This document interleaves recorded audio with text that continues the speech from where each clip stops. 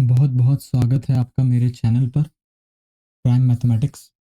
आज हम आपके लिए लाए हैं जैम 2025 का प्रॉब्लम नंबर 55। हमारे पास कह रहा है कि let there be a function defined by this solution of the differential equation, जहाँ पे ये इनिशियल वैल्यूज दे रखी है और हमसे इस चीज़ की इन्वेस्टिगेशन कर करके इसकी वैल्यू निकालने को कह रहा। तो इस टाइप के क्वेश्चन को हम कैसे टैकल करेंगे? सबसे पहले पहचानिए ये इस टाइप की ओडी क्या कहलाती। इस टाइप की ओडी का नाम होता है कॉची आइलर होमोजीनियस, या आप सिंपली लिखिए Cauchy Euler ordinary differential equation with variable coefficients, with variable coefficients. तो ये हमारे पास आती है। अब इस वेरिएबल डिफरेंशियल इक्वेशन कोफिशिएंट्स को कैसे सॉल्व करा जाता है? सबसे पहले आप समझिए, हम यहाँ पे अज्यूम करते हैं लेट, इसको कन्वर्ट कर देते हैं z के फॉर्म में, let x is equals to e to the power z। तो जो हमारा डी बाई डी एक्स, जिसको हम स्मॉल डी बुलाते हैं, वो अब कन्वर्टेबल हो जाएगा हमारा, वो अब कन्वर्टेबल हो जाएगा हमारा डी डैश में। डी डैश का मतलब क्या होता है? डी बाई डी जेड होता है। तो अब इसको जब ब्रेक करेंगे, ये क्या लिखा है? ये लिखा है x square D square minus x D plus y is equals to 6x ln x।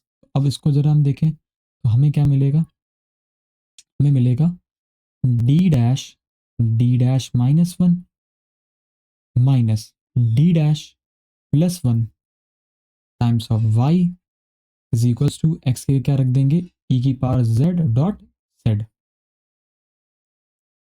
Dot z. अब क्या करें? अब इसको जरा सॉल्व करिए, वो क्या आएगा? D dash square minus two D dash plus one times of y is equals to 6z e की पावर जेड। तो अगर हम यहाँ से देखें तो हमारा ऑक्सिलरी इक्वेशन क्या निकल के आ रही है? ऑक्सिलरी इक्वेशन निकल के आएगी डी डैश माइनस वन का whole square is equal zero. तो यहाँ से रिपीटेड रूट्स आती हैं डी डैश की, which is one comma one. इसको आप एम के फॉर्म में ले सकते हैं, एम माइनस वन का whole square equal to zero. तो वहाँ से एम की वैल्यू क्या आती है? One comma one. तो जब भी रिपीटेड रूट्स होंगी तो हमारे पास वाई कॉम्प्लीमेंट्री फंक्शन कैसे दिया जाएगा? सी वन ई की power C one plus C two, C one plus C two Z e to the power z, इस तरीके दिया जाता है। अब क्या निकालने का काम है? अब निकालने का काम है मेरा पर्टिकुलर इंटीग्रल, बोले तो पी आई निकालना। पी आई कैसे निकालेंगे? पी आई होगा 6z ई की power z divide by D dash minus one का होल स्क्वायर। अब ज़रा ई की पावर z बाहर लीजिए तो आ जाएगा 6 ई की power z dot z divide by D dash plus one minus one. इस तरीके का फॉर्म बन जाता है होल स्क्वायर। तो डी डैश स्क्वायर का मतलब है double integral of z D Z, दो बार करना हमें। तो क्या आएगा इसका इंटीग्रल करने के बाद? ये आपको कुछ इस टाइप का मिलेगा। आप दो बार इंटीग्रेशन करेंगे, पहली बार इंटीग्रेशन करेंगे तो क्या मिलेगा? पहली बार इंटीग्रेशन मिलेगा जेड स्क्वायर बाई टू। दोबारा बार इंटीग्रेशन करेंगे तो क्या मिलेगा? सिक्स ई की power z dot Z cube by six. तो सिक्स से सिक्स कैंसिल हो जाएगा, मेरे पास आ जाएगा जेड क्यूब ई की पावर जेड, ये आ जाएगा। तो वाई पी आई हमारे पास ये आ गया, वाई पी आई तो ये आ गया। तो total Y as a function of Z हमारे पास क्या निकल के आता है? C one plus C two Z e की power Z plus Z cube e की पावर जेड। हमारे पास कुछ क्रिटिकल वैल्यूज दी हैं, ये क्रिटिकल वैल्यू एक्स के ऊपर डिपेंडेंट है, तो हमें इसको जेड के फॉर्म में कन्वर्ट करना पड़ेगा। हम जानते हैं फाई ऑफ एक्स को हमने क्या लिख लिया? हमने फाई ऑफ एक्स को लिख लिया phi as a function of z, where x is given by e to the power z, right. तो अब हम इसको क्या लिख लेंगे? देखिए y is a function of z लिखा है, इसको फाई डैश ही मान ले, चलिए फाई ही मान लेते हैं हम। तो हमारे पास जब हम x की वैल्यू क्या रखते हैं? x की वैल्यू यहाँ पे e की पावर z रखनी है। तो e की पावर z जब वन के बराबर है तो यहाँ से z की वैल्यू जीरो आएगी और फाई की वैल्यू क्या आ जाएगी? Minus three. या बोलिए, या आप इसको y बोल सकते हो, है ना। y तो फाई ऑफ z ही होता है ना, क्योंकि वो एक डिफरेंशियल इक्वेशन का सोल्यूशन है जो y को सेटिस्फाई करता है। इसी तरीके आपके पास जब e है तो x इज इक्वल्स टू ई की पावर जेड है, तो ई की पावर जेड ई के बराबर होगा, तो जेड के लिए यहाँ से कितनी आएगी 1 आ जाएगी, और फाई के लिए क्या आ जाएगी 0 आ जाएगी। अब ये जो क्रिटिकल पॉइंट्स z0 फाई -3, अब ये हम यहाँ रखेंगे, तो हमारी y की वैल्यू -3 आती है जब z की वैल्यू 0 होती है। तो क्या मिलेगा हमें इससे, हमें इससे मिलेगा -3, 0 रखने से 0, C1 बस आता है ना, C1 की वैल्यू आ जाती है, तो C1 की वैल्यू कितनी आ जाएगी आपके पास -3 आ गई। अब इसके बाद, अब इसके बाद क्या करेंगे, एट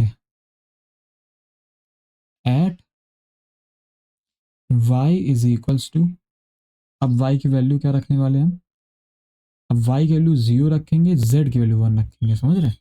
तो जब y की वैल्यू 0 है तो z 1 है, उससे हमें क्या मिलेगी वैल्यू, उससे हमें मिलेगा 0 is equals to -3 plus C2 into e plus e, e से ई कट गया, बचा यहाँ 1, वो चला गया, तो यहाँ से C2 की वैल्यू क्या निकल के आ जाती, 2 निकल के आ जाती, ये आया C2, ये आया C1। तो अब मेरे पास जो y ऑफ z है फंक्शन, वो क्या डिफाइन होके आता है, वो आता है 2z -3 ई की power z plus Z cube e की पावर z। आप इसको ऐसे भी लिख सकते हो, Z cube plus 2z -3 e की पावर z। हमें क्या पूछा जा रहा है, हमें डेरिवेटिव y-1 की निकालनी। देखिए अगेन ये x इक्वल टू 1 के फॉर्म में है, जब x की वैल्यू 1 है तो z की वैल्यू क्या है 0 है। हमें क्या निकालना है, हमें निकालना है y' of 0, to find y' of 0। पहले तो हमें y' निकालना पड़ेगा, y' मेरे पास कितना आएगा, according to product rule differentiate करेंगे तो आएगा 3z² - 2 ई की पावर z प्लस ई की power z cube plus 2z -3। ठीक, अब y' 0 पुट करिए, जब z के लिए 0 पुट करेंगे तो आएगा -2 प्लस -3, तो ये कितना आ जाएगा आपके पास, ये आ जाएगा एक मिनट, जब हमने z क्यूब का डिफरेंशिएशन करा तो आया 3z² प्लस 2 आएगा, सॉरी यहाँ पे +2 आएगा डिफरेंशिएट करने में। अब यहाँ पे हमने क्या रखा, z की वैल्यू क्या रखी 0 रखी, तो ये आपके पास 2 आ जाएगा, 2 -3 कितना आएगा मेरे पास -1 आएगा। ठीक, हमको मॉड ऑफ y' 0 पूछा, देखिए आप ढंग से देखा करिए, मॉड दिया यहाँ पे है ना, तो जब मॉड लगाएंगे तो सो phi' of 1 mod is given by, इसको आप, हाँ इसको आप ऐसे लिख लो जरा, यहाँ पे फाई एक्स की वैल्यू हमने ई की पावर जेड रखी है ना, तो यहाँ पे आप ई की पावर जेड टाइप ही लिखो, तो phi' of 1 is equals to mod of y' of 0, तो वैल्यू कितनी आ जाएगी, मॉड ऑफ -1 बोले तो 1 आ जाएगा। आई होप क्लियर होगा, तो इसका आंसर हमारे पास कितना हो जाएगा 1.00। Thank you so much everyone.